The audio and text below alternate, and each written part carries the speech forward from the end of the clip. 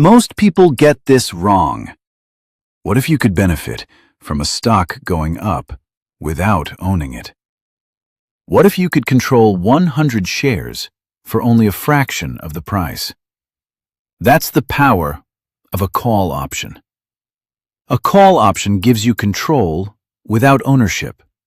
It's the right to buy at a fixed price before time runs out.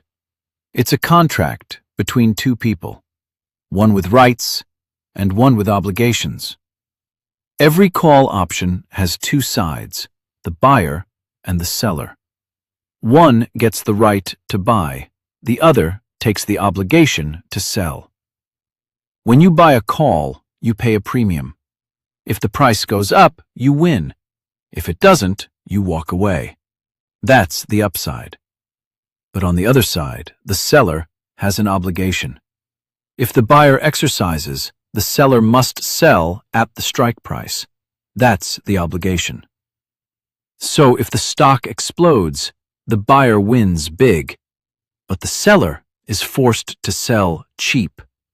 That's the cost. We've seen this before.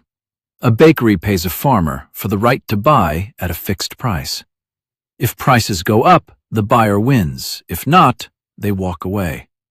But the farmer still has to sell at the old price. Same idea, different market. Replace wheat with a stock. Replace the bakery with the call buyer. Replace the farmer with the call seller. This same structure exists in financial markets, and that's exactly how a call option works. So why sell a call? Because you get paid up front. If the stock doesn't move, you keep the premium.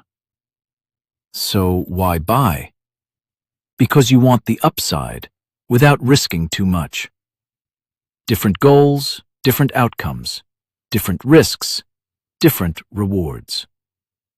When I use options, I'm not guessing. Sometimes I'm the buyer looking for growth. Sometimes I'm the seller collecting income. The key is knowing which side you're on. A call option is not just about price. It's about rights and obligations. Did you know you can control 100 shares of Coca-Cola for around $2,000 instead of paying $8,000 up front? That's where it changes. Two sides, two intention. Two sides, one decision. This is a call option. Not a bet, but a choice. Next, we look at what happens when prices go down.